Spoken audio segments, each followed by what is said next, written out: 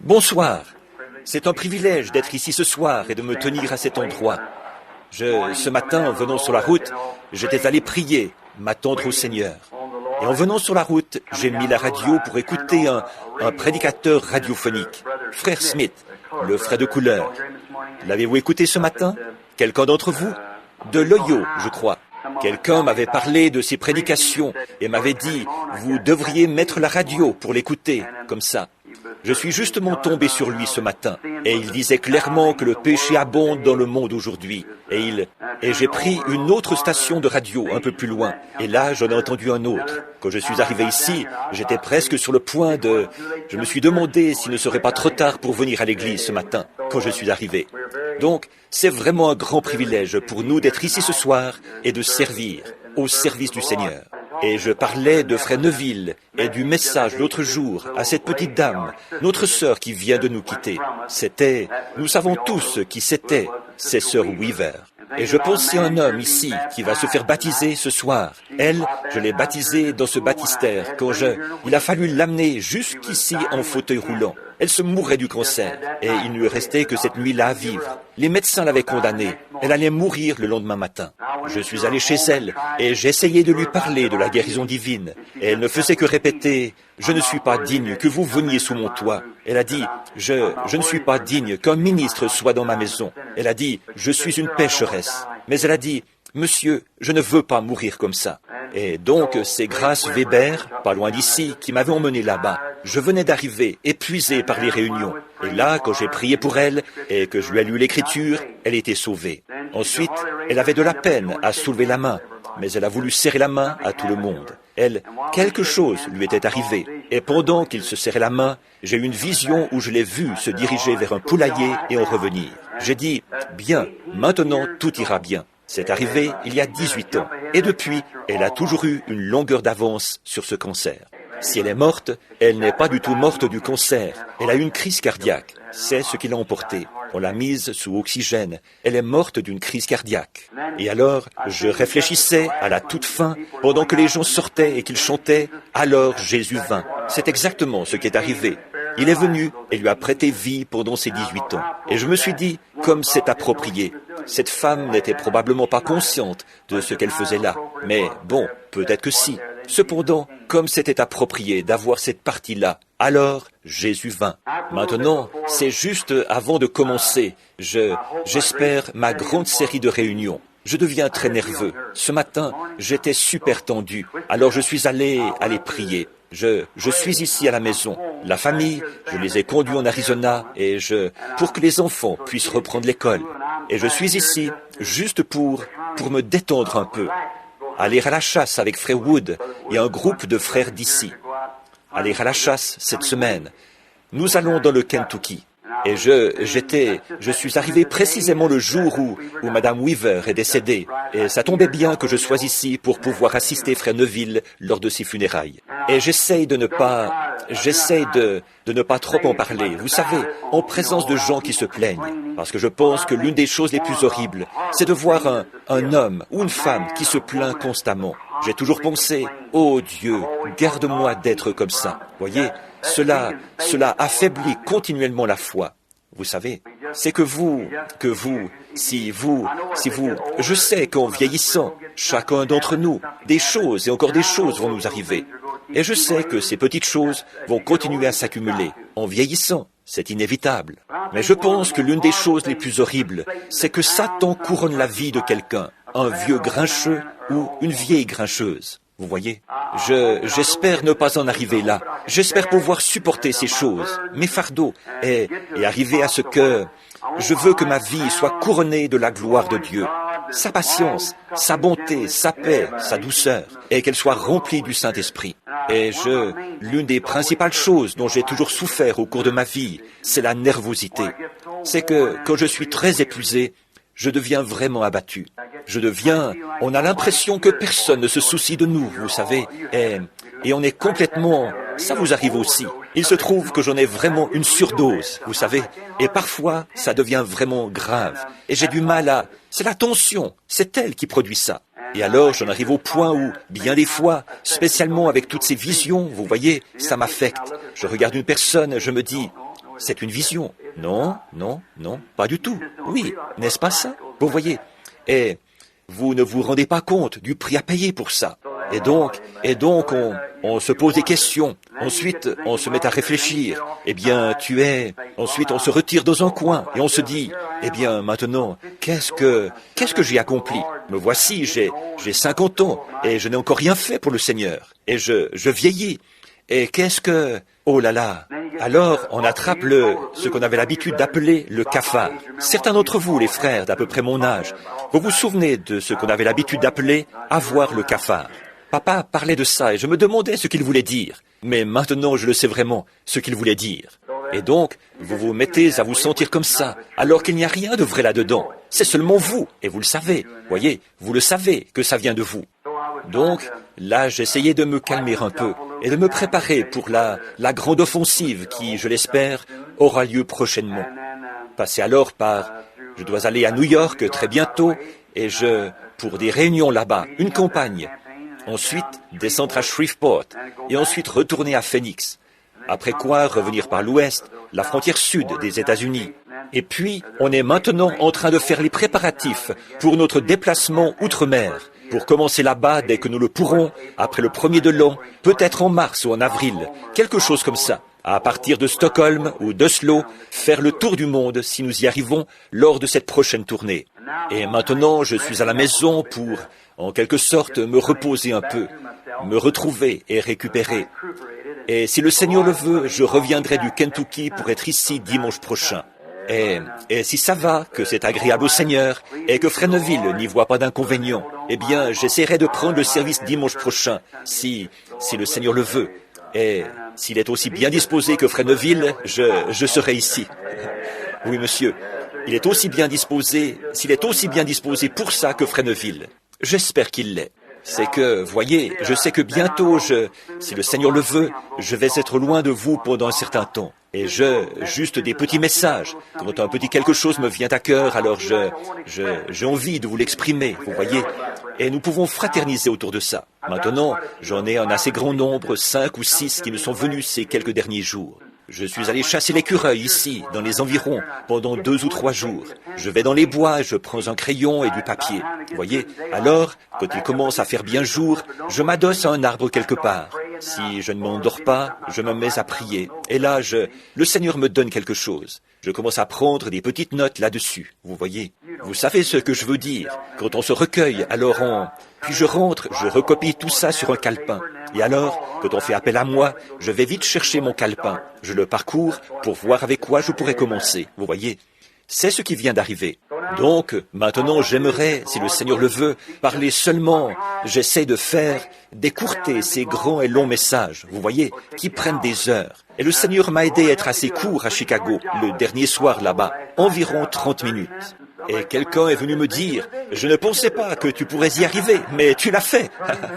Donc, 30 minutes au lieu d'environ 2h30 ou 3h, vous savez. Alors peut-être que ce soir, je pourrais me dépêcher et m'entraîner un peu à ça. Ne pas vous retenir trop longtemps.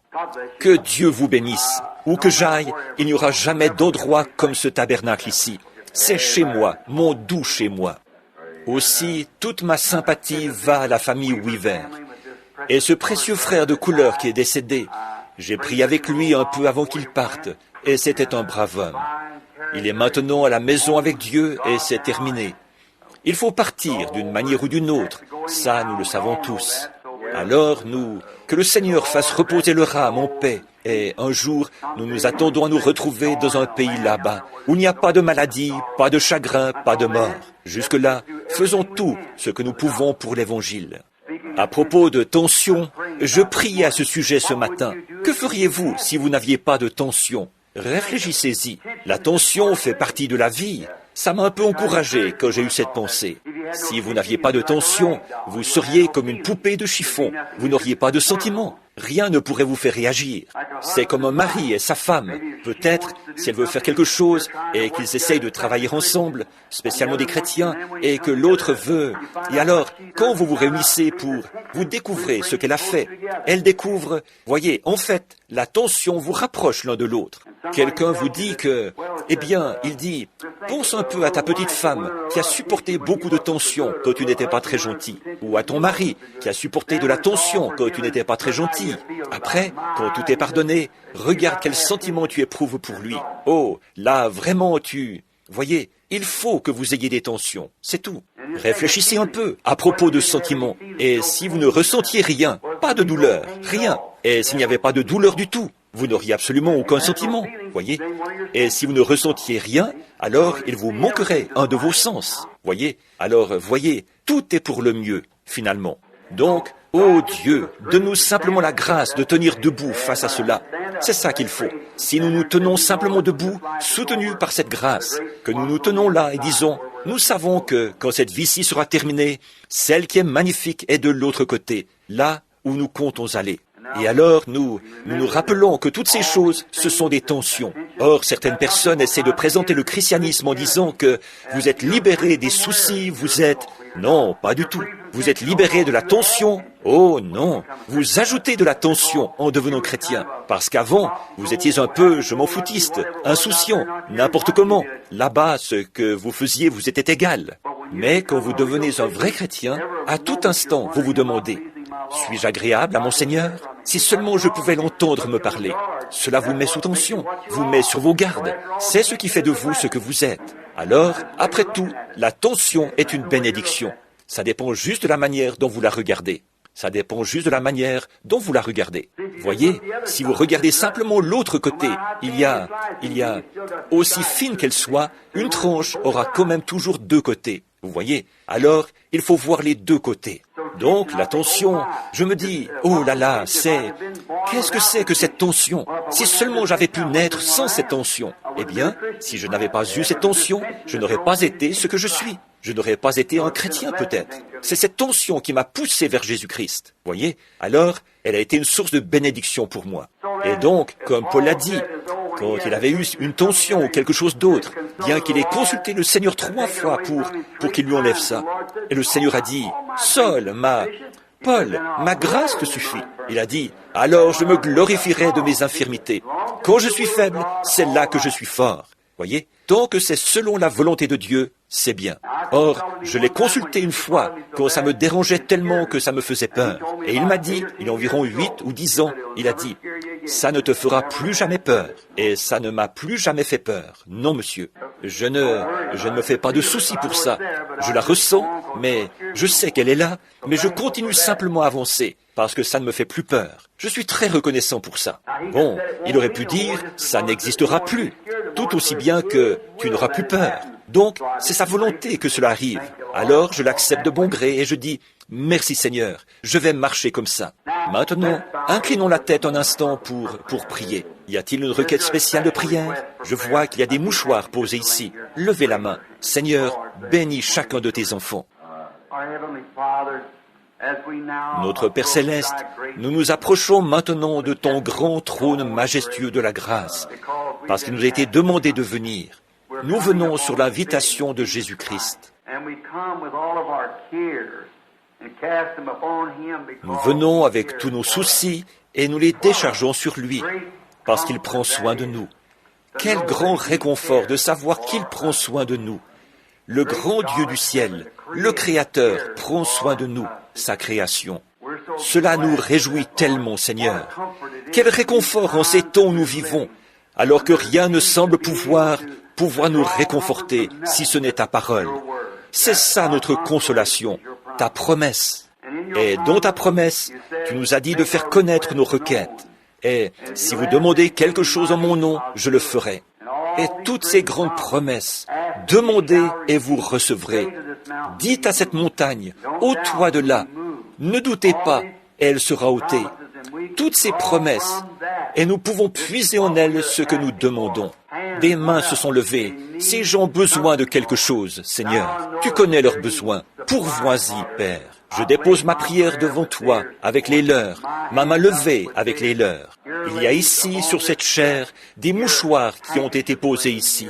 Oh, ces gens, comme ils ont la foi, une foi vaillante, Seigneur. On dirait que c'est quelque chose en quoi tu m'as béni, de pouvoir prier pour les malades. Où que ce soit, n'importe où que j'aille, il y a quelque chose en rapport avec la prière pour les malades. Oh Dieu, accorde ton secours maintenant. Je te prie avec sincérité d'exaucer les requêtes représentées par les mouchoirs qui ont été placés ici, ces gens qui ont demandé ces choses. Que ta miséricorde soit sur eux.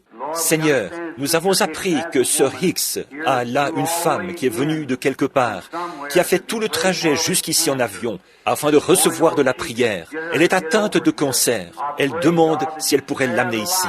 Je te prie, ô Dieu, d'épargner la vie de cette personne. Accorde-le. Mon jeune neveu, Mickey, étendu là-bas, malade, qui vomissait avec une forte fièvre. J'arrive de là-bas. Seigneur, je crois que nous avons eu là la prière de la foi, que tu as stoppé cette fièvre, et je t'en suis reconnaissant. J'ai senti la fièvre quitter ce garçon avant que je sorte de la chambre. Maintenant, Seigneur, et merci pour toutes ces choses. Maintenant, c'est à moi qu'il incombe de parler de ta parole. Donne-nous ta parole, Seigneur. Ta parole est la vérité. Bénis nos âmes et donne-nous la grâce dont nous avons besoin. Fais que nous la puisions dans les promesses de Dieu ce soir, dans la parole, pour être soutenus pendant le reste de cette semaine. Accorde-le. Bénis notre pasteur, cette âme vaillante, sa femme, ses enfants, les diacres, les administrateurs et toutes les personnes qui entreront dans ce bâtiment ou en sortiront. Accorde-le, Père. C'est au nom de Jésus-Christ que nous demandons ces bénédictions. Amen. Maintenant, je veux lire à deux endroits dans les écrits du Seigneur. Je veux lire premièrement dans le livre des psaumes, le psaume 86. Et ensuite, je veux lire dans Matthieu, au chapitre 16, de 1 à 3.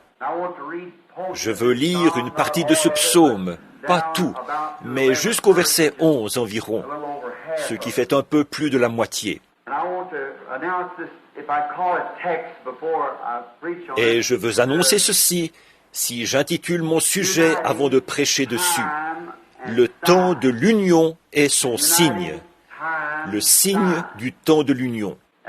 Ça semble un peu compliqué.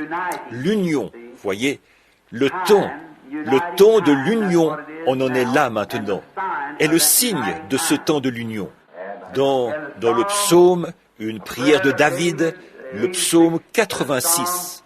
Éternel, incline ton oreille, réponds-moi, car je suis affligé et pauvre. Garde mon âme, car je suis un de tes saints. Toi, mon Dieu, sauve ton serviteur qui se confie en toi. Use de grâce envers moi, Seigneur, car je crie à toi tout le jour. Réjouis l'âme de ton serviteur, car à toi, Seigneur, j'élève mon âme. Car toi, Seigneur, tu es bon, prompt à pardonner, et grand en bonté envers tous ceux qui crient vers toi. Éternel, prête l'oreille à ma prière. Sois attentif à la voix de mes supplications. Au jour de ma détresse, je crierai vers toi, car tu me répondras. Oh, c'est beau, n'est-ce pas? Tu me répondras.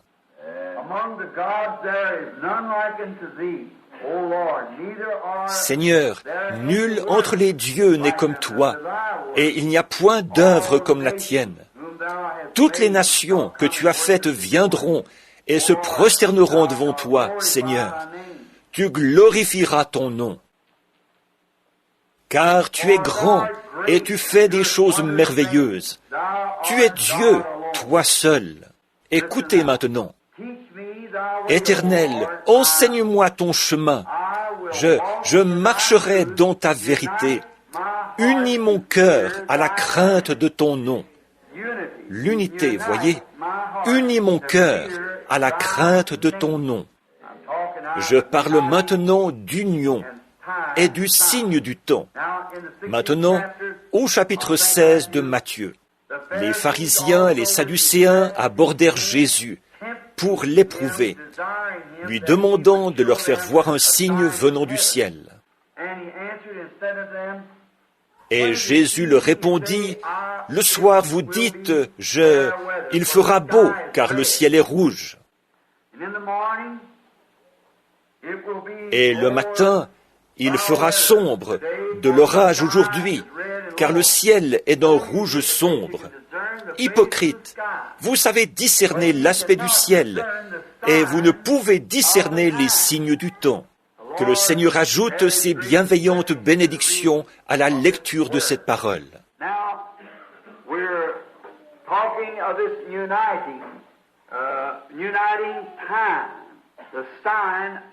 Maintenant, nous parlons de cette union, de ce temps de l'union, le signe du temps de l'union.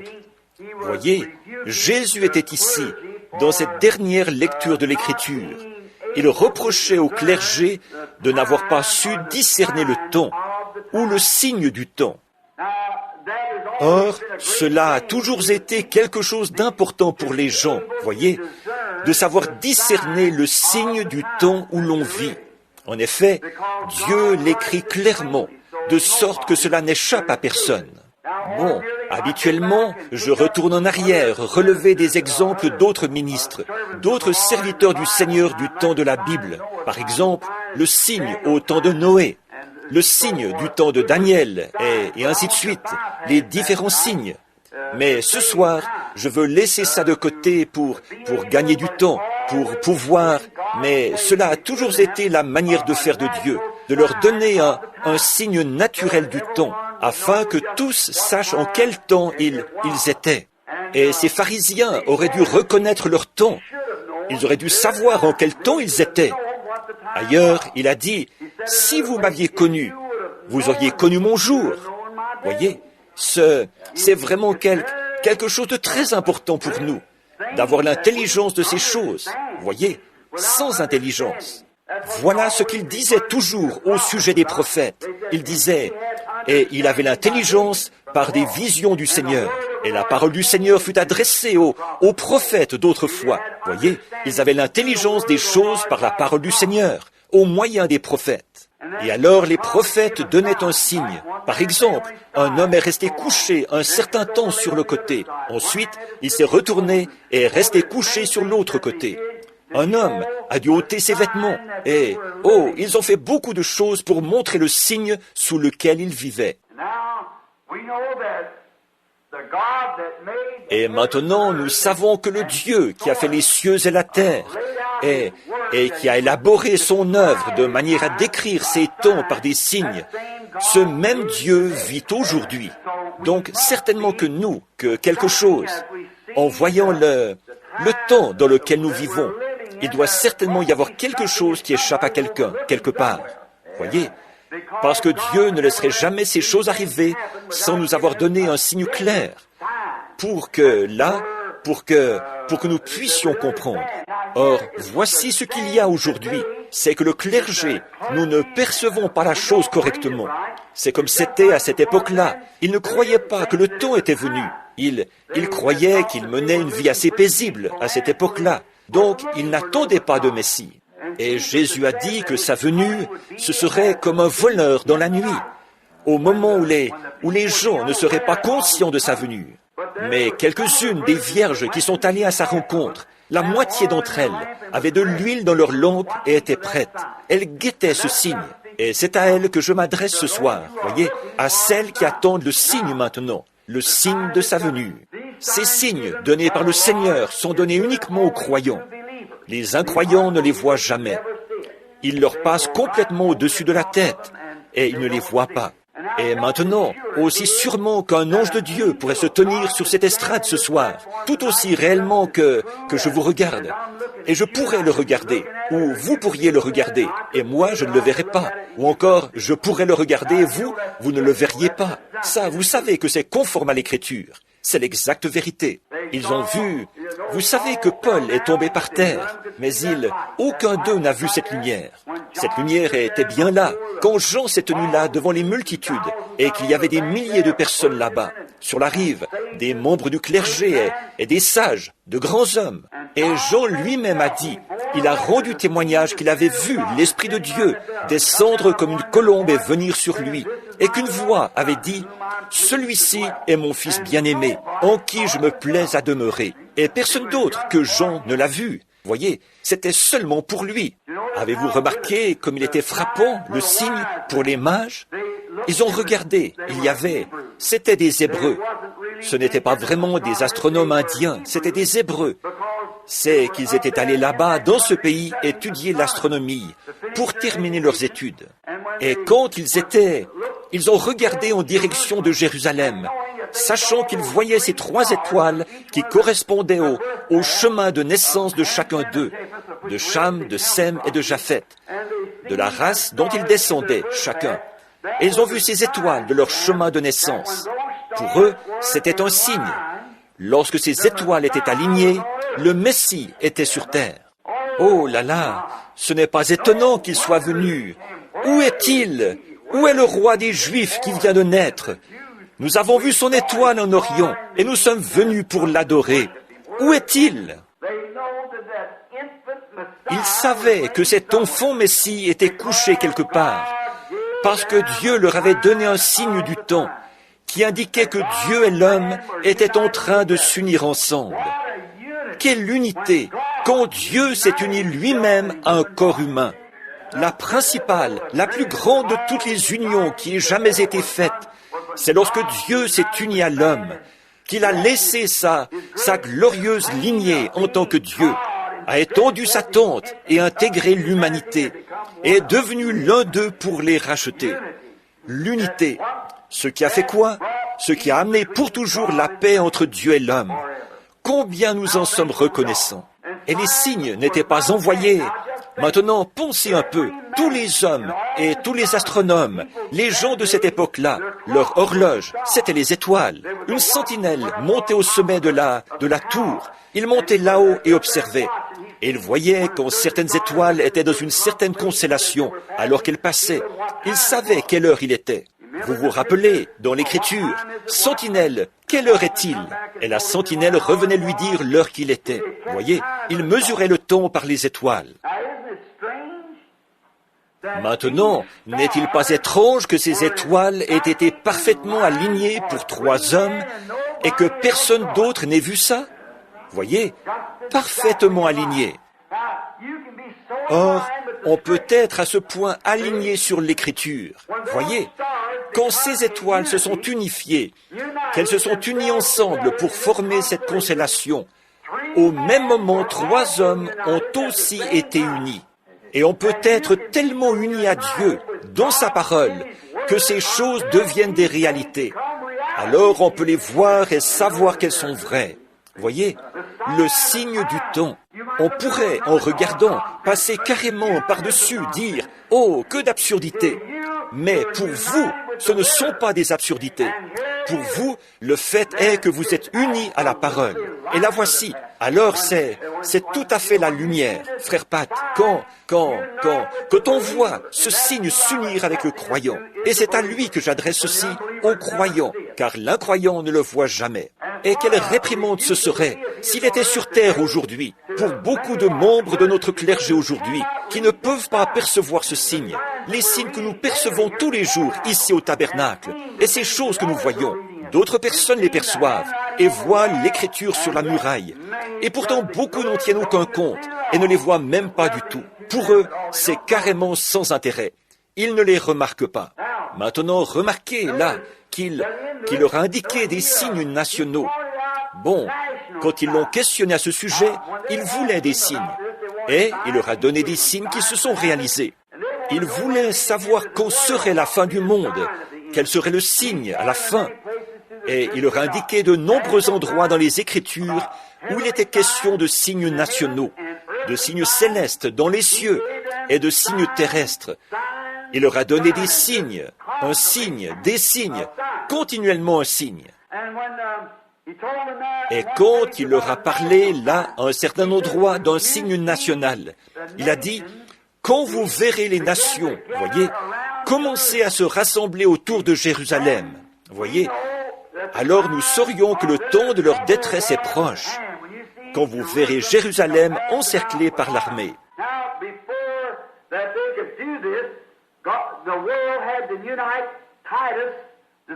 Maintenant, avant qu'ils puissent faire ça, Dieu, le monde devait s'unir.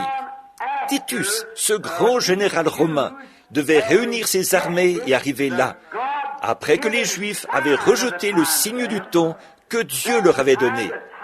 C'est à ce moment-là que Titus a réuni ses armées et est venu prendre la ville.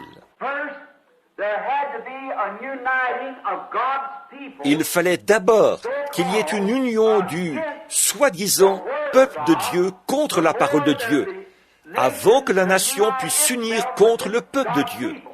Voyez, l'unité, l'union, s'unir ensemble. Je crois que nous vivons dans un grand temps d'union. Je note ces feux rouges, ces signaux clignotants et tout. Les femmes, comment elles agissent, et les hommes, comment ils agissent, et les églises, comment elles agissent. Je montre à ce petit groupe, de tout mon cœur, que je crois que nous sommes en train de nous aligner en conformité avec la parole de Dieu, en cette grandeur prophétique, juste avant la venue du Seigneur Jésus. Nous nous unissons ensemble et nous nous préparons. Or, vous voyez, avant que Titus unisse les nations réunisse ses armées, Israël, eux, ils se sont unis ensemble, ils se sont ralliés, ils ont refusé de croire que Jésus était le Messie. Ils l'ont rejeté et l'ont chassé et l'ont crucifié. Et alors, quand ils ont rejeté le salut qui leur avait été envoyé, ils se sont unis ensemble pour le faire. Maintenant, retenez bien cela. Ils se sont unis ensemble pour rejeter le message de l'heure. Il fallait qu'ils le fassent. Et après qu'ils l'ont fait, alors le signe national est arrivé. Les nations ont commencé à s'unir ensemble. Et Titus a amené cette grande armée de Romains et de Grecs. Et il a encerclé les murs de Jérusalem. Il a enfermé ces gens à l'intérieur, là. Et ils sont morts de faim. Ils ont mangé l'écorce des arbres. C'est ce que Joseph, le grand historien, nous raconte. Et ils ont mangé l'herbe qu'il y avait par terre. Ils ont même fait bouillir les enfants les uns des autres et les ont mangés. Voyez, ces gens avaient perdu la raison. Et alors, quand finalement Titus, qui était installé sur les collines, là, autour de Jérusalem, et les gens qui étaient là-dedans, ils pensaient qu'ils faisaient la volonté de Dieu. Quand ils ont vu ces armées avancer sur eux, ils avaient refusé d'écouter ce grand maître, le Seigneur Jésus, leur parler de ces choses. Pas un seul des chrétiens ne s'est fait prendre là-dedans, car ils avaient vu le signe et s'étaient déplacés. Voyez, ils ont dit que ceux qui seront sur le toit ne descendent pas, ou que celui qui sera dans les champs ne retourne pas en arrière pour prendre son manteau, mais fuyez en Judée, et priez pour que votre fuite n'arrive pas en hiver, ni un jour de sabbat. En effet, en hiver, les collines auraient été complètement enneigées, et le jour du sabbat, les portes auraient été fermées. La porte. Alors, il se serait fait prendre dans cette situation-là. Voyez, nous voulons parler de ça bientôt, de la manière dont Dieu fait ces choses, si le Seigneur le veut. Maintenant, remarquez, ils ont prié pour que ça n'arrive pas comme ça. Jésus leur avait dit de prier pour ça. Et ils n'ont pas pris un seul d'entre eux là-dedans. Ils étaient partis, parce qu'ils avaient regardé le signe, ils étaient partis. Un point, c'est tout. Oh, comme les églises aujourd'hui devraient voir le signe du temps où nous vivons. Fuyez à toute vitesse vers le calvaire pour avoir la vie, pas vers une église, mais vers Jésus-Christ. Unissez-vous à lui, pas à une organisation ou un credo d'église. Unissez-vous à Christ et soyez sûrs que c'est bien lui. Vous ne pouvez pas accepter n'importe quoi. Vous devez être certain que c'est lui. Quel temps d'union! Alors nous voyons qu'ils ont rejeté le Messie. Et ensuite, ils se sont unis ensemble et se sont ligués. Et ils ont fait entre eux une motion qui déclarait que toute personne qui recevrait Jésus comme prophète serait excommuniée de l'Église. Vous vous souvenez du garçon aveugle qu'on avait amené, ses yeux privés de la vue. Et les disciples ont dit, qui a péché, lui ou son père, sa mère? Et Jésus a dit, dans ce cas, ni l'un ni l'autre. mais c'est afin que les œuvres de Dieu s'accomplissent, qu'elles soient connues. Et souvenez-vous, ils ont dit que le père et la mère n'avaient pas pu le dire. Ils ont dit, ils savent que c'est notre fils, mais nous, on ne sait pas comment il a été guéri. C'est que les Juifs avaient déclaré que toute personne qui confesserait qu'il était le prophète serait excommuniée. Mais vous voyez, les œuvres de Dieu, c'était que ce garçon ne faisait pas partie de ce groupe-là. Alors il a dit, eh bien moi je trouve étrange que vous ne sachiez pas d'où vient cet homme, et pourtant il m'a donné la vue. Vous voyez, maintenant lui, il pouvait le dire. Vous voyez, c'était ça, les œuvres de Dieu. Il avait été guéri et rétabli, et il pouvait le dire, parce que rien ne le retenait nulle part. C'était sur lui que les œuvres avaient été faites, et assurément, il voyait ça pour la première fois de sa vie. Alors, les Juifs se sont unis contre Jésus, et contre sa fonction de Messie, et son message messianique. Nous voyons la même chose arriver maintenant, exactement la même chose. Le communisme s'unit afin de détruire l'Église.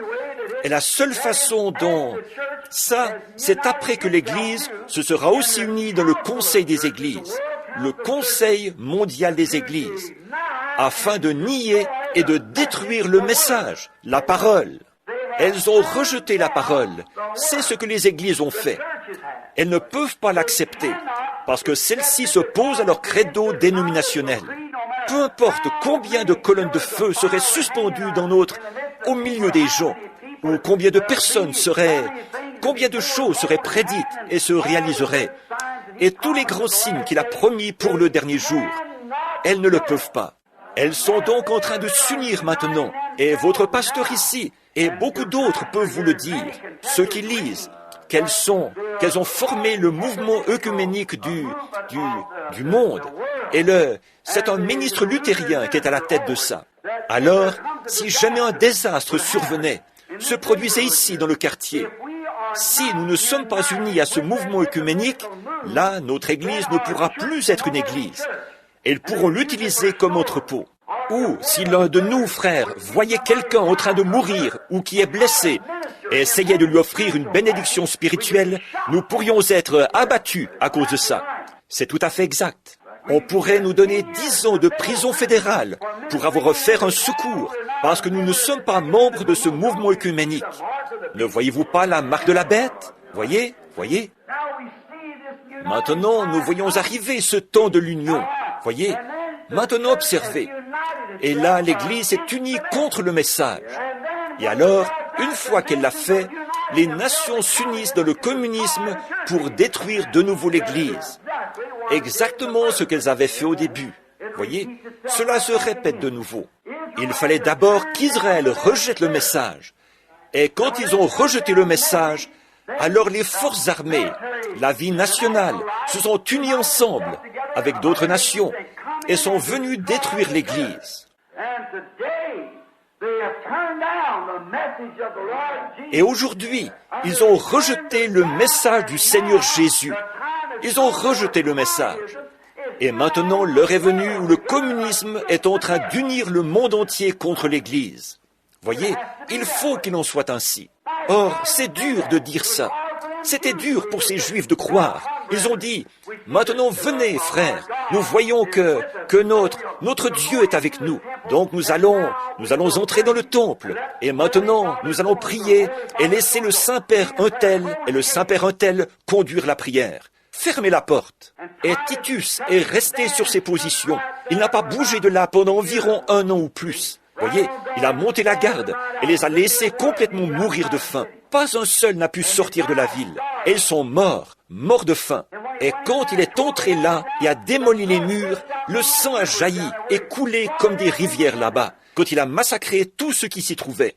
Or, l'ange du Seigneur avait prophétisé cela dans l'Ancien Testament et avait dit que cela allait arriver. Et ces ministres, qui faisaient partie du clergé, qui étaient censés être au courant et informer les gens à ce sujet, bien au contraire, quand Jésus s'est tenu au milieu d'eux, ils ne l'ont même pas reconnu. Et ils ont essayé d'en faire une sorte de pâte de lapin. Fais-nous un tour. Voyons comment on fait ça. Montre-nous un signe. Voyez? Et il a dit, mais il a fait tant de choses. Et pourtant, il ne pouvait pas voir ce qu'il en était. Voyez? Et alors, quand ils l'ont rejeté comme le message de ce jour-là, ils ont rejeté le message de ce jour-là. Ils n'ont pas vu le signe de ce jour-là. Le signe de la prophétie biblique a été accompli devant eux. Ils ont dit, entrons maintenant. C'étaient des hommes saints. C'étaient des hommes dont la vie était irréprochable. Ils n'auraient pas pu être comme ça et ensuite être un sacrificateur. Un sacrificateur aurait été tué. On l'aurait lapidé à mort pour la moindre petite chose. Alors il devait mener une vie pure, sainte. Il n'aurait pas pu faire ça, parce qu'on l'aurait lapidé pour à peu près n'importe quoi.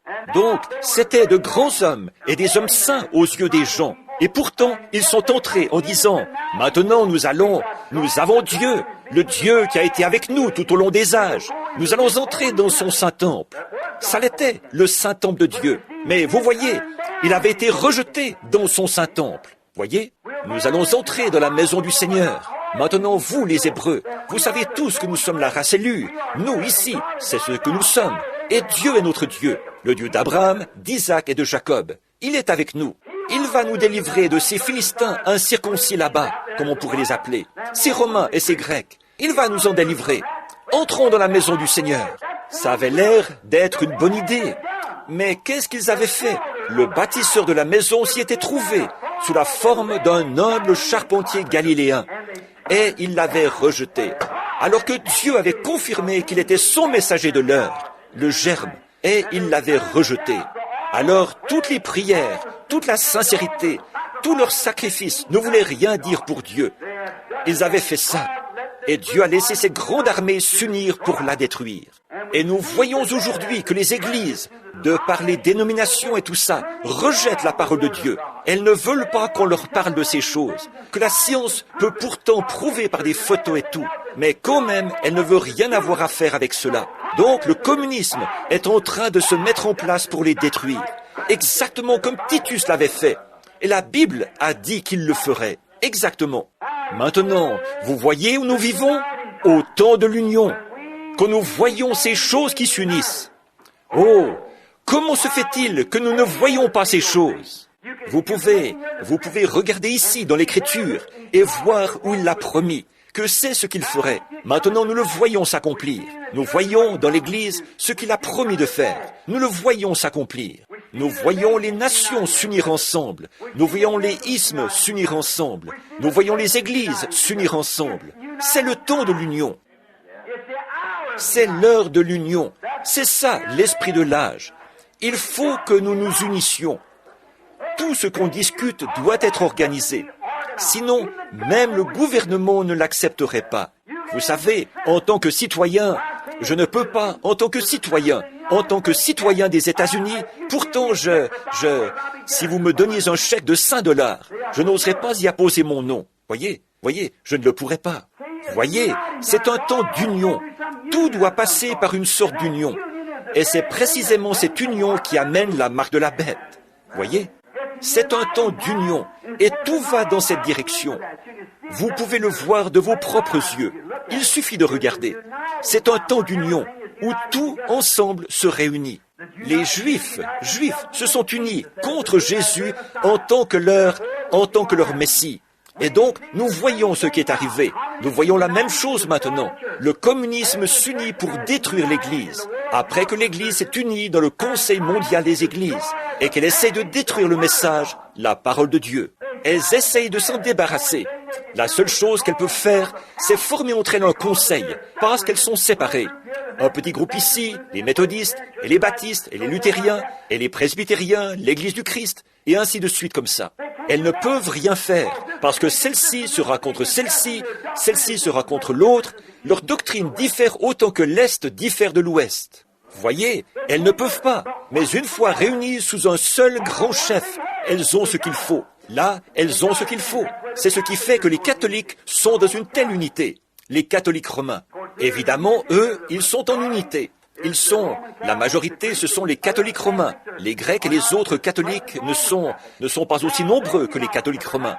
Alors, ils s'unissent ensemble et c'est ce qui les rend solidaires. Peu importe ce qui arrive, c'est le pape qui est le chef de tout, voyez. Et peu importe ce que dit n'importe qui d'autre, il est infaillible. Il est vicaire de Dieu, c'est tout. Il est l'adjoint de Dieu. il a la juridiction de l'enfer, du ciel et du purgatoire. Voyez? Alors, dans ce cas-là, on ne peut rien faire du tout. Tout ce qu'il dit fait loi. Maintenant, les protestants sont en train de se donner un chef. Exactement comme ça, même chose. Et la Bible ne dit-elle pas qu'une image a été faite à la bête?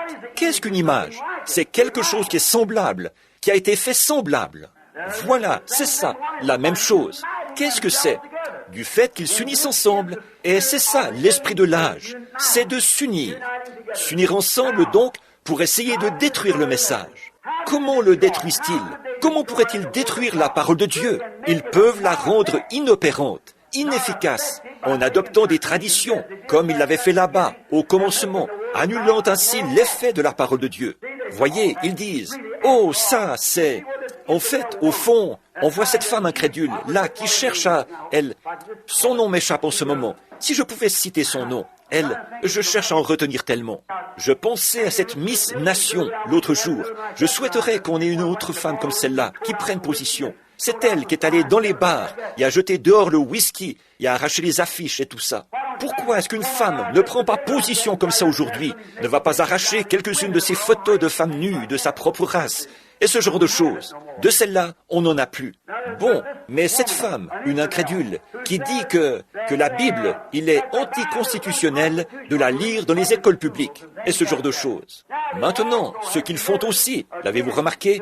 Ils essayent de dire maintenant, et des gens qui étudient beaucoup l'Écriture l'ont dit, qu'une grande partie de la prophétie, de ce qui a été prophétisé dans la Bible, était absolument faux et ne s'est jamais accompli. Vous en avez entendu parler et vous l'avez lu, et ils essaient de dire toutes sortes de choses. Vous voyez, ils essaient de détruire l'effet de cette parole. S'ils peuvent seulement la détruire et y substituer un credo ou quelque chose qui est de l'homme, qui semble à leurs yeux meilleur que la parole, alors ils la détruisent par leur tradition.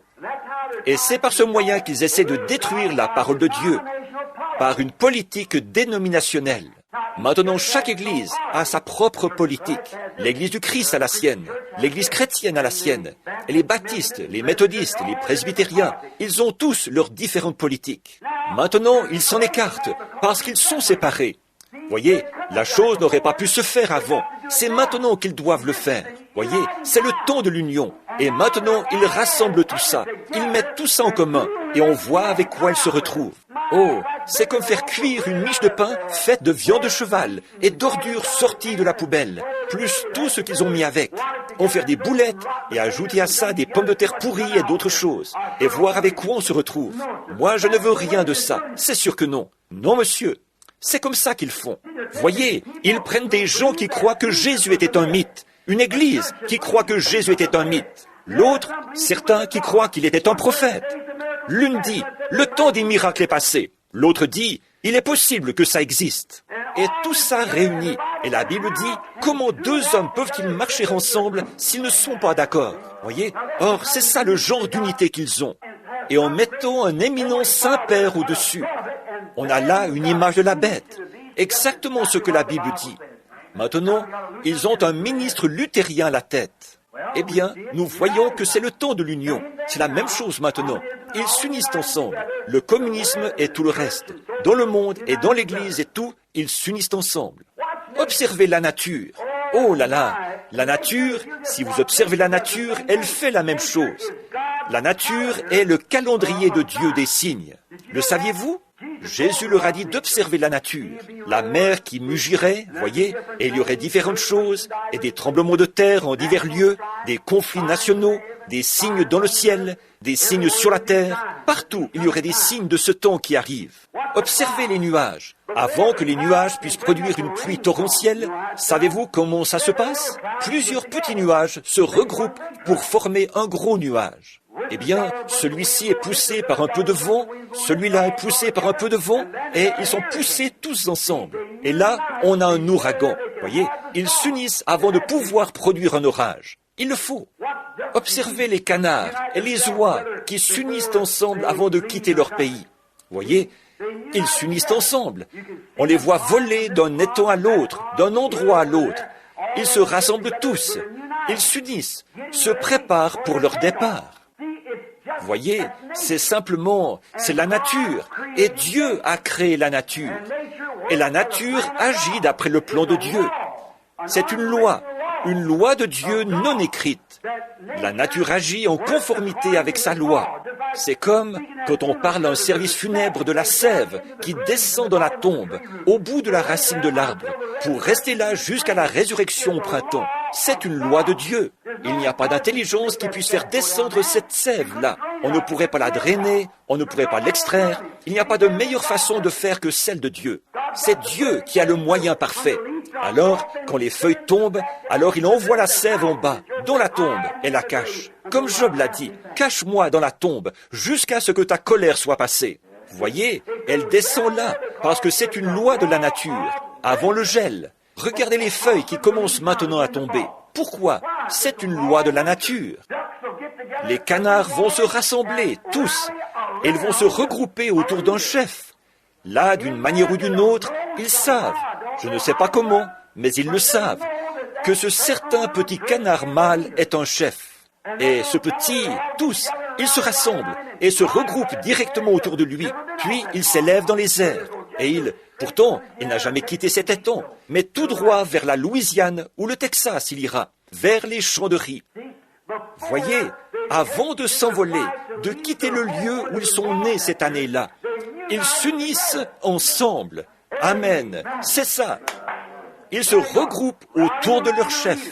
Le problème chez l'homme, c'est qu'il ne reconnaît pas son chef. Oui, monsieur, ils vont se regrouper autour d'une dénomination, ils vont se regrouper autour d'un évêque ou d'un homme, mais ils ne veulent pas se regrouper autour du chef, le Saint-Esprit dans la parole. Vous voyez, ils disent, « Oh, eh bien, j'ai peur de devenir un peu fanatique, j'ai peur de partir du mauvais pied. » Oh, c'est ça. Qu'arriverait-il si le petit canard disait « Je n'aime vraiment pas sa manière de soigner son plumage. Je ne crois pas que je vais le suivre. » Vous mourrez de froid. Vous serez coincé là-bas si vous ne partez pas avec le vol au moment du départ. Ils s'unissent ensemble. Et c'est ce que fait la nature. Les oies s'unissent ensemble, se regroupent autour de leur chef. Elles font la même chose. Avez-vous déjà remarqué les abeilles quand elles essaiment? Les abeilles s'unissent ensemble avant d'essaimer, se rassemblent autour de leur reine. C'est vrai. Et là où elle va, elles y vont aussi. Voilà, oui. Que font-elles? Elles s'unissent avant l'essaimage. C'est exact, toute la nature. Les poissons s'unissent ensemble avant la migration du printemps. Là-bas, dans l'océan, on peut les trouver. C'est gros, ce qu'on appelle des bossus, les saumons.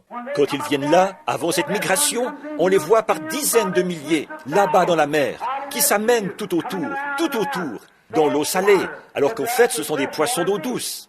Et les voici qui remontent directement dans cette eau douce. Ils remontent pour la saison du frais. Ils remontent là-bas et frais, environ tous les 4 ans, et ils meurent dès qu'ils ont frayé. Ils savent qu'ils vont là-bas pour mourir, et il n'y a aucun moyen de les arrêter. Ils sautent les échelles à poissons et tout le reste, pendant leur remontée là-bas, sachant qu'ils vont à leur mort. Mais c'est la loi de la nature qui les pousse. Ils savent qu'ils remontent là-bas pour frayer dans la fosse, et ils meurent. Et les petits arrivent, et là quelque chose les unit ensemble. Les voilà qui partent vers l'océan. C'est une union, c'est une loi. On ne peut pas faire mieux que la loi de Dieu.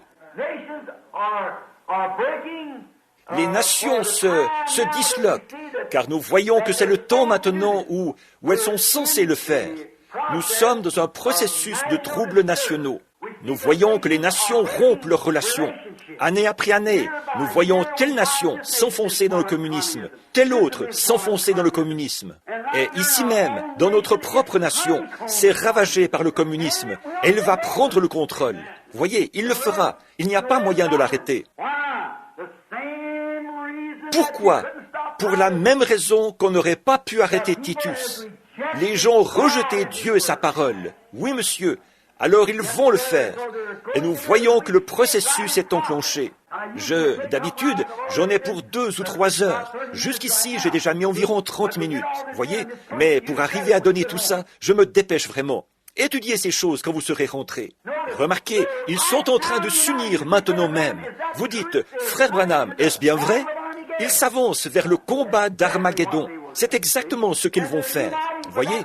Et c'est dans ce but-là qu'ils s'unissent en ce moment. C'est pour ça que nous avons l'ONU et toutes ces choses que nous avons. Le monde occidental s'unit contre le monde oriental, le communisme et tout le reste. Tous, ils s'unissent ensemble. Les églises s'unissent ensemble. Tous semblent s'unir. Ils s'unissent ensemble. C'est ce que nous voyons. De plus, pendant qu'il y a toute cette union de la nation, ces signes nationaux, là nous voyons dans le monde des tremblements de terre en divers lieux, différentes choses qui s'unissent. On rassemble le monde, on rassemble les gens, on rassemble toutes les églises, toutes ces choses. Et pendant qu'il y a toutes ces unions, il y a une autre union qui est en train de se faire. Amen. C'est là-dessus que je veux maintenant attirer votre attention. Dieu est en train d'unir son épouse. Elles s'assemblent de l'Est et de l'Ouest, du Nord et du Sud. Il y a un temps d'union et c'est en train de se produire maintenant même. Elle s'unit. Pourquoi? L'enlèvement. Amen. Dieu est en train de la préparer. Oui, monsieur, elle s'unit. À quoi s'unit-elle? À la parole. Car tous les cieux et la terre passeront, mais ma parole ne passera jamais. Elle s'unit à l'ainsi dit le Seigneur. Malgré ce qu'en disent les dénominations ou qui que ce soit d'autre, elle s'unit, elle se prépare. Pourquoi? Elle est l'épouse, c'est vrai, elle s'unit à son époux, voyez, et l'époux est la parole. Au commencement était la parole, et la parole était avec Dieu, et la parole était Dieu. Et la parole a été faite chair, et elle a habité parmi nous. Et l'Église est... L'épouse et la parole deviennent tellement un que la parole elle-même accomplit les œuvres de l'époux. Amen.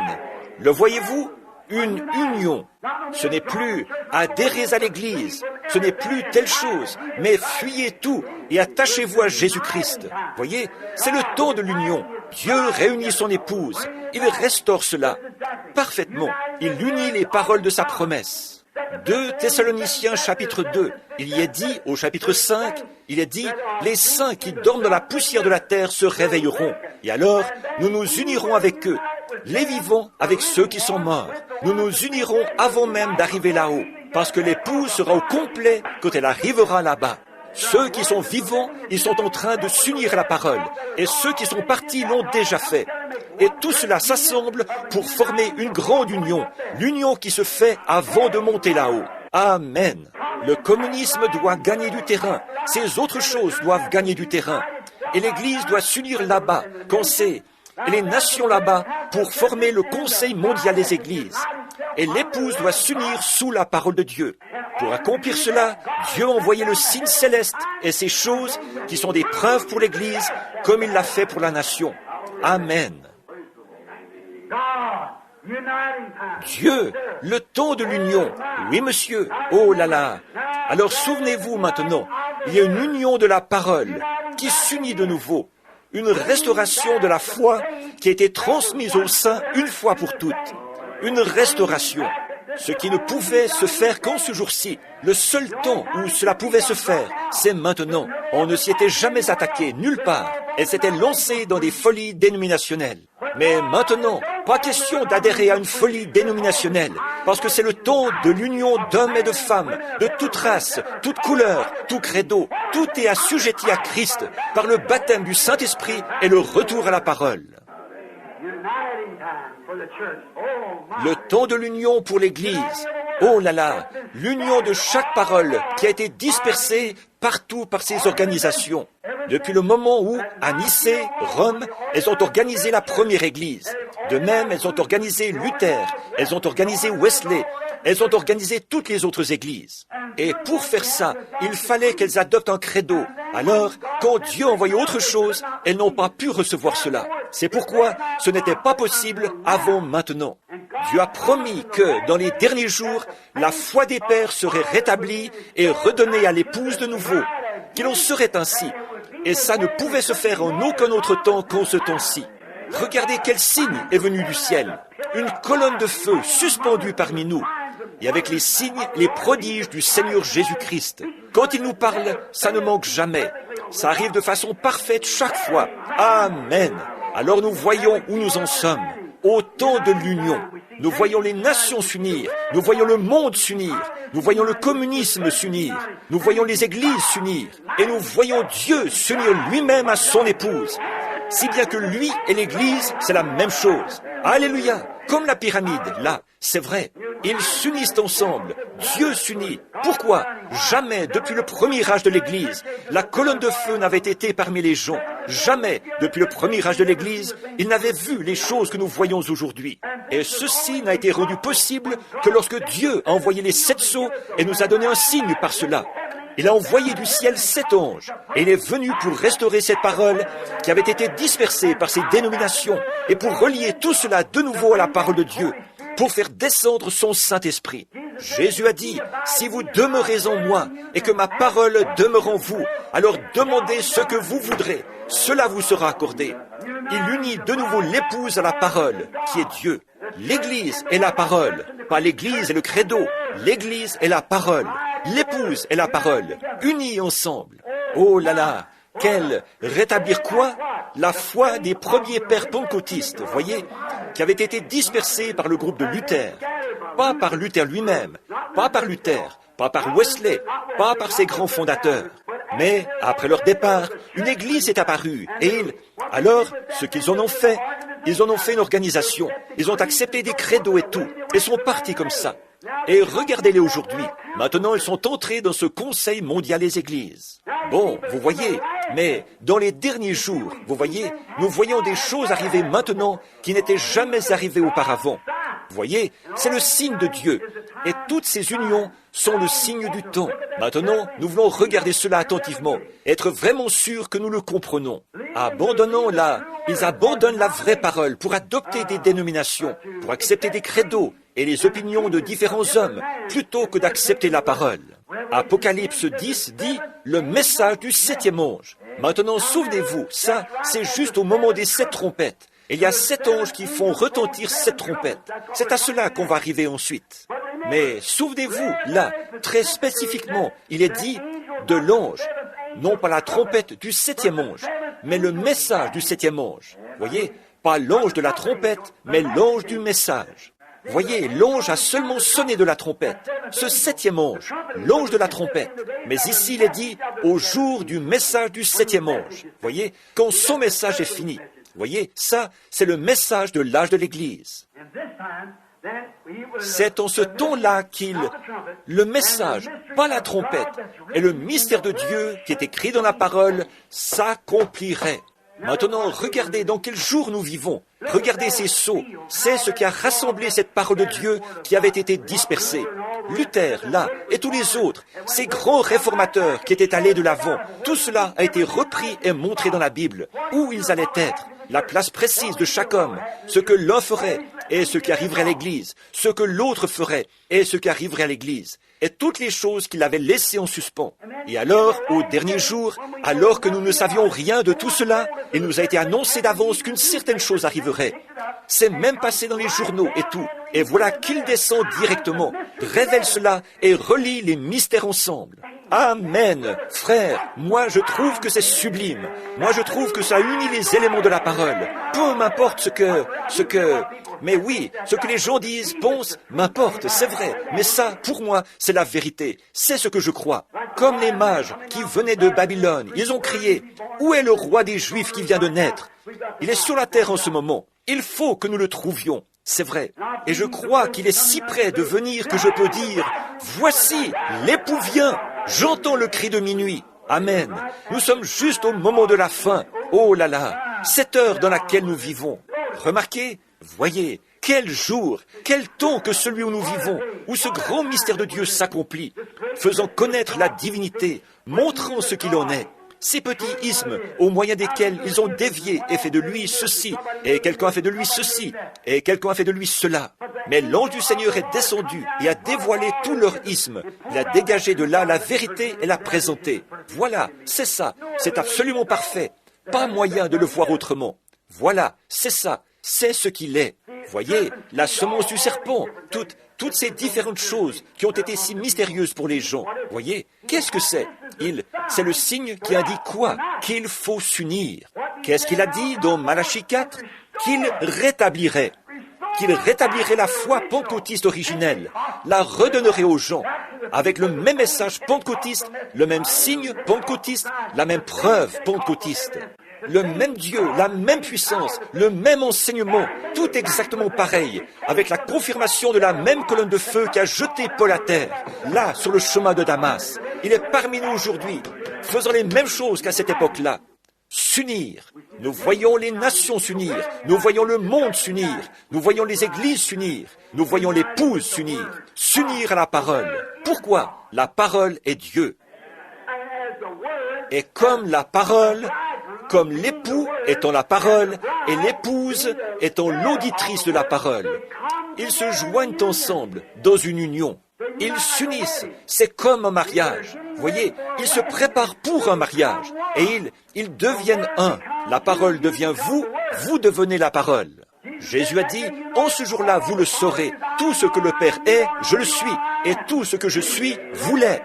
Et tout ce que vous êtes, je le suis. En ce jour-là, vous saurez que je suis dans le Père, que le Père est en moi, que je suis en vous et que vous êtes en moi.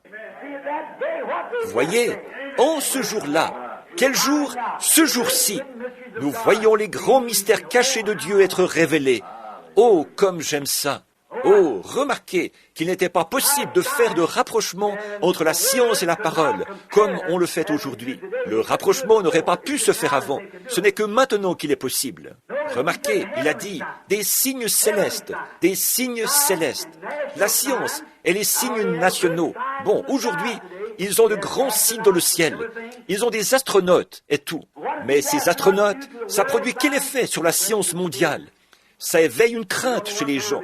Ils ne savent pas à quel moment ils pourraient envoyer là-haut quelque chose comme ça et simplement lâcher ces bombes. Et nous n'existerions plus. Voyez? Alors, voilà les signes qu'ils ont. Des choses qui font peur à voir dans le ciel. Voyez? Ils les ont. Des missiles atomiques et tout. Toutes sortes de signes. Vous voyez ce traité qu'ils ont signé l'autre jour, déclarant qu'ils n'allaient plus faire exploser de bombes en surface. Mais maintenant, ils vont sous l'eau et dans le sol. Ils continuent quand même à les tester. Voyez, ils signent un traité. Nous n'allons plus faire ceci. Si vous dites que vous n'allez plus le faire, mais nous allons retourner chez nous et le faire de cette manière-ci. Nous savons qu'au même moment, vous faites pareil là-bas. Voyez, il n'y a absolument rien. Ce n'est que... Il n'y a aucune confiance entre eux. Il n'y a rien. On peut... Voyez, et ils ont tous peur les uns des autres. C'est un signe qui fait peur. La science, l'homme et les nations produisent dans le ciel un signe qui fait peur. C'est tout à fait vrai. Donc, ils ont peur les uns des autres. Et il y a un signe céleste qui a été donné à... Voyez, bon, eux aussi, ils ont leur signe dans le ciel. Un signe qui fait peur. Un homme astronaute. Il pourrait avoir un missile atomique, le lâcher et détruire la nation entière. Monter là-haut comme astronaute et se tenir là. Rien ne les empêche de faire ça. Ils peuvent certainement le faire. Quand ils le veulent, ils peuvent la réduire en poussière s'ils le veulent. Mais dans les 15 prochaines minutes, et ce que l'un peut faire, l'autre aussi peut faire pareil. Donc, vous voyez, là, ils ont un signe, mais ce genre de signe les effraie. Ils s'unissent ensemble, ils unissent leurs forces. Le monde libre, il unit ses forces. Le communisme unit ses forces avec la Russie. Tous, mais chacun a peur de l'autre. Voyez, c'est un signe qui fait peur. C'est vrai, ça, ce sont des signes nationaux et tout. Mais l'Église a reçu un signe céleste, un astronaute. Amen. Jésus-Christ, sous la forme d'une colonne de feu. Comme il était dans l'Ancien Testament, comme il était quand il a rencontré Saul, là-bas sur le chemin de Damas. Le même Jésus ici aujourd'hui. Et qu'est-ce que cela produit? Est-ce que cela amène la peur? Cela amène un amour, une union les uns avec les autres. Amen. De la sympathie les uns pour les autres. Cela amène l'amour de Dieu. Oh, cela nous unit et nous amène le corps de Christ à l'unité en tant qu'épouse. C'est ce qu'il produit maintenant. Cette grande union que Dieu, eux, ils s'unissent. Un groupe ici pour combattre l'autre. Un groupe par ici pour combattre l'autre. Et l'Église est là entre les deux. Regardez bien ce qui va arriver. Elle va s'unir avec eux. C'est tout à fait vrai. Mais bon, nous voyons que cela amène de la peur et de l'agitation. Mais l'Église, l'épouse, est unie par un seul Dieu, sous un seul esprit, l'Esprit de Dieu, dans une sainte union de Dieu, afin d'être une sainte épouse pour Dieu. C'est vrai, tous ensemble, l'unité du corps. Le corps attend comme une épouse, puisqu'elle est l'épouse, puisque nous disons être l'épouse. Pour ce temps de l'union de l'épouse, l'Église s'unit si étroitement. Cela devrait créer entre nous tellement d'amour.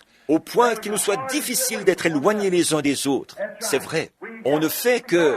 On n'a pas besoin de supplier les gens de prier. On n'a pas besoin de les supplier d'adorer Dieu. On n'a pas besoin de les supplier de faire ce qui est bien.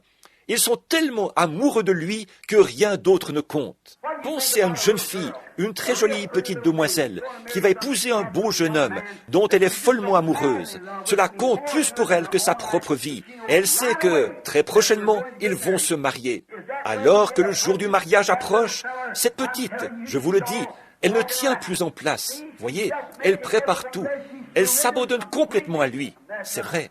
Tout ce qui lui fait plaisir, c'est ça qu'elle veut faire. Eh bien, il devrait en être ainsi de l'Église aujourd'hui. Notre vie devrait être tellement cachée en Dieu par Christ, scellée à l'intérieur par le Saint-Esprit. Ce que je vous enseigne ici, je vous parle de ces signes et de ces différentes choses qui sont en train de se produire. Je n'ai pas le temps de le faire maintenant. Je le ferai dans un autre message si le Seigneur le veut. Mais il y a encore une petite chose qui manque dans l'Église. Ça, nous voulons y venir. Et je suis sur le point de le faire maintenant. Voyez, nous voulons y venir. Si vous devez le faire. Si vous ne le faites pas, vous devez le faire. Un point, c'est tout. En effet, regardez, le temps de l'union est proche, car Dieu est en train de rassembler l'Église pour produire un enlèvement, afin qu'elle aille au mariage pour la grande union, quand Dieu et l'homme s'uniront pour l'éternité, quand des créatures du temps s'uniront avec ce qui est éternel. Cela s'est fait une fois, sous la forme du Fils de l'homme sur la terre. Et lui, il lui a fallu donner sa vie, afin d'amener une puissance, d'unir d'autres hommes par cette même puissance pour produire l'épouse de Jésus-Christ. Et maintenant, l'Église est en train de s'unir au corps de Christ. Elle s'est libérée, dégagée de chaque petite chaîne. Elle se prépare, elle se rassemble. Il y a une union entre eux. Oh, de l'amour et de la joie. Et le Saint-Esprit agit parmi eux. Oh là là, quel temps! Comme nous voyons les canards se préparer, nous voyons les oies se préparer, nous voyons la bête, les abeilles se préparer, nous voyons les nuages se préparer pour la pluie. Nous voyons tous s'unissent ensemble pour leur grande offensive. Nous voyons la Ligue des Nations, les nations réunies, qui s'unissent dans le communisme. Ici, dans le monde occidental, nous voyons qu'elles s'unissent. Nous voyons l'Église, elles s'unissent ensemble, toutes les autres. Alors, c'est absolument impossible. En aucun autre temps, il n'aurait pu en être ainsi. Il n'aurait pas pu en être ainsi il y a 20 ans. Il n'aurait pas pu en être ainsi. Il n'aurait pas pu en être ainsi il y a 10 ans. Il faut que ce soit maintenant même. Voyez, parce que ces ismes et tout n'en étaient pas encore venus là. Maintenant, réveillez-vous, secouez-vous au plus vite et regardez ici où nous en sommes. Où sommes-nous? Comme ces mages, nous sommes bien alignés sur la parole et la lumière du Seigneur brille sur notre sentier. Gloire à Dieu dans les lieux très hauts. Gloire à Dieu qui nous a donné Jésus-Christ, lui que nous aimons et qui nous a amenés à ce point.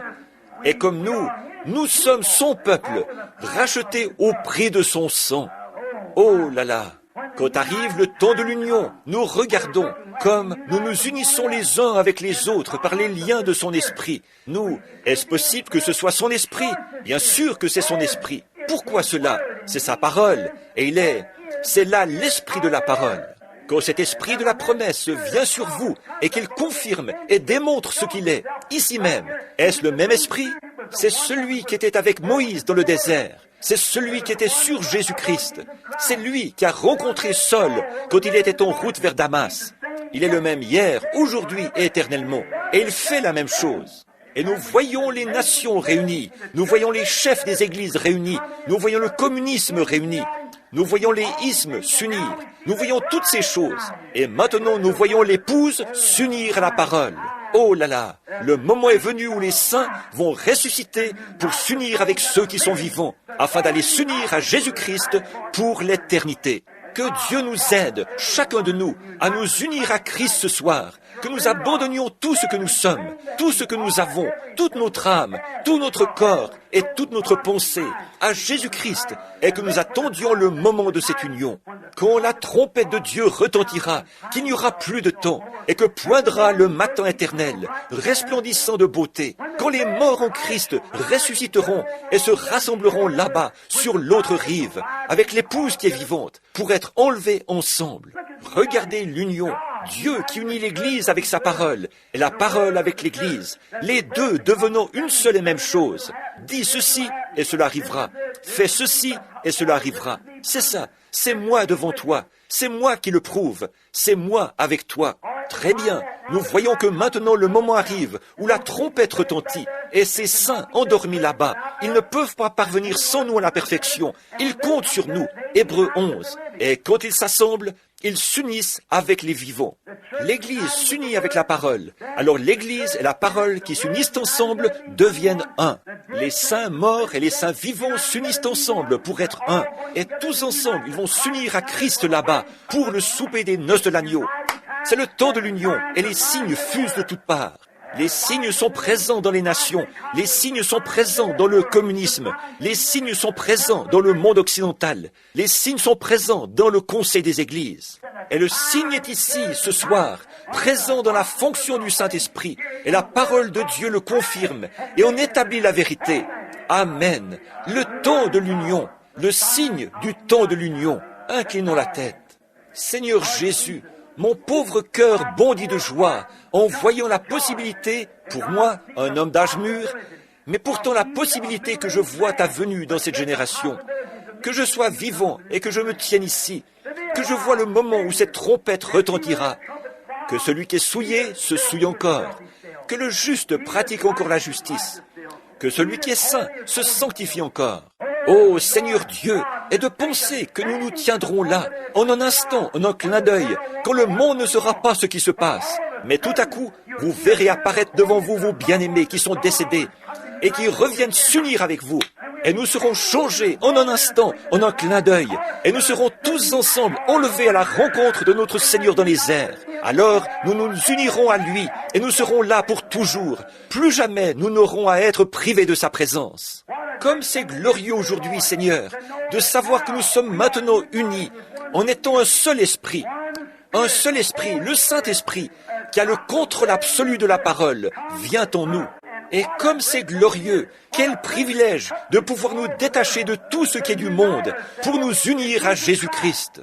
Et de penser qu'un jour, sous une forme physique, avec un corps semblable à son propre corps glorieux, nous nous assiérons à table, au souper des noces. Et là, nous serons unis et mariés à lui, pour vivre comme épouse et époux tout au long des temps à venir, tout au long d'une éternité sans fin. Seigneur Dieu, que ceci ne soit pas qu'une pensée mythique pour les gens, mais que cela devienne une réalité, au point qu'une faim et une soif intense s'installeront dans les gens, qu'ils, en lisant leurs journaux, en regardant, en écoutant la radio et les nouvelles, et en voyant que c'est le temps de l'union, les signes clignotent. Seigneur Dieu, nous avons parlé, entre autres, des femmes, de ce qu'elles feraient dans les derniers jours, de ce que l'Église ferait dans les derniers jours, de ce que les ânes de l'Église seraient, et de ce que les sots seraient, de toutes ces autres choses. Et nous voyons ce qui est arrivé du temps de Noé, nous voyons ce qui est arrivé du temps de Sodome et de Lot, quand l'ange de Dieu s'est fait connaître dans une chair humaine, qui a mangé la chair d'une vache et bu le lait de la vache, et mangé du pain. Il s'est tenu là et a pu dire ce qui se passait derrière lui, et Jésus a dit que la même chose se produirait à l'avènement du Fils de l'homme. Seigneur Dieu, nous avons vu la pyramide, la manière dont nous l'avons construite là. Nous avons vu comment nous y avons ajouté ces choses, et nous constatons que nous sommes au temps de la fin, attendant le chef, la pierre angulaire. Gloire à Dieu. Nous te prions, Père, de réveiller les gens rapidement maintenant, et de nous rassembler dans l'amour divin et le respect envers Jésus-Christ et les uns envers les autres. Si certains d'entre vous, ici, ce soir, n'ont pas cette espérance en eux, voulez-vous lever la main vers Dieu et dire, « Seigneur Dieu, unis-moi à toi, unis-moi à toi. » Que Dieu vous bénisse, frère. Que Dieu vous bénisse. Et vous, oui, unis-moi à toi, Seigneur. Oui, oh là là. Les nations se disloquent. Israël se réveille. Regardez Israël là-bas. Ils sont réunis. Israël, ils sont venus du monde entier pour s'unir. Et maintenant, ils sont une nation. Ils sont une nation unie. Ils ont leur propre drapeau, leur propre monnaie, leur propre armée. Tout. S'ils l'ont jamais été, c'est maintenant. Israël est uni, Rome est unie, l'Église est unie, et l'épouse est en train de s'unir. Amen. La venue de cette grande union. Qu'est-ce que c'est?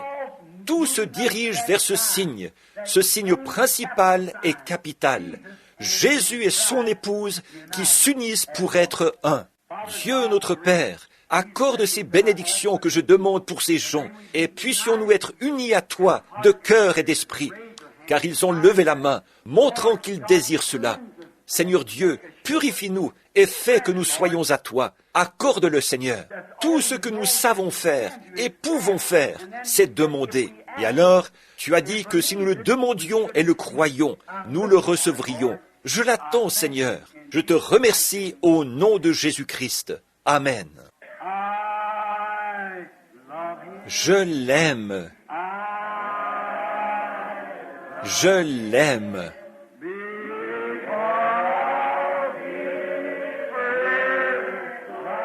Parce qu'il m'a aimé le premier.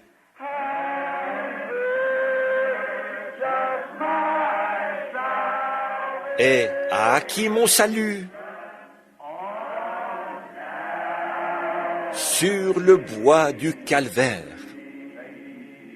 Amen. Oh là là. Voici l'époux vient. J'entends le cri de minuit. Nous monterons avec un cri de joie, si tous nous tenons bon, et le rencontrerons dans le ciel. Veillez pris, mon frère, de peur que quelqu'un ne prenne ta couronne, car le tiède et le rétrograde ne porteront pas la robe de mariage. C'est vrai, préparons-nous pour ce cri de minuit. Il viendra à l'heure où vous n'y penserez pas. Il y aura un cri, pas au milieu du monde des incrédules. Ce sera un secret. Mais les croyants qui attendent ceci, vous voyez les étoiles qui s'alignent? Voyez, qu'est-ce que cela a produit? Exactement la même chose que la première fois. Voyez, nous en sommes là. Les signes arrivent. Nous voyons apparaître les signes de sa venue bénie. Voici les feuilles du figuier maintenant verdissent. L'évangile du royaume est allé vers chaque nation et nous sommes proches. On peut voir la fin. Alors avec joie, nous partons proclamer le message de son apparition bénie.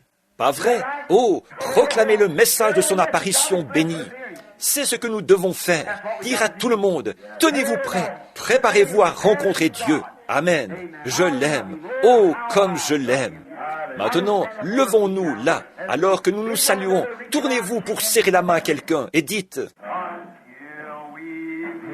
jusqu'à ce que... Serrez-vous la main là. Nous nous revoyons.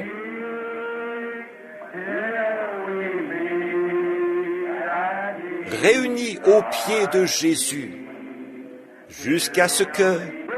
Souvenez-vous, il se pourrait que vous soyez rappelés. Notre prochaine réunion pourrait avoir lieu à ses pieds. Oh, Dieu soit avec vous jusqu'à ce jour. Maintenant, pensez un peu, avant que nous nous revoyions, dimanche matin ou mercredi soir, il se peut que, tout à coup, quelqu'un a disparu, un tel a disparu, ils sont partis. Oh, de penser que votre mari a disparu, ou que votre femme a disparu, et la femme de Jean a disparu, et par ici, les enfants ont disparu, tout est arrivé. Qu'est-ce qui s'est passé? Alors, vous êtes laissés derrière. Oh, que de pleurs et de gémissements lorsque les perdus ont reçu leur sentence. Ils ont crié aux rochers et aux montagnes, comme Israël, quand ils sont retournés dans la ville, au temple. Ils ont prié, mais leurs prières sont venues trop tard. Ils avaient rejeté le message. Oh, frères, ne faites jamais ça. Quoi que vous fassiez, restez fidèles à la cause. Oui, monsieur. Alors, jusqu'à ce que nous nous revoyions, voici ce que nous ferons. Revêt-toi du nom de Jésus comme d'un bouclier puissant. Quand les tentations surviennent, qu'est-ce que vous faites? Murmure son nom en priant. Précieux nom, nom si doux, espoir de la terre, joie du ciel. Précieux nom, nom si doux, espoir de la terre, joie du ciel. Inclinons maintenant la tête en fredonnant. Nous nous courberons devant lui.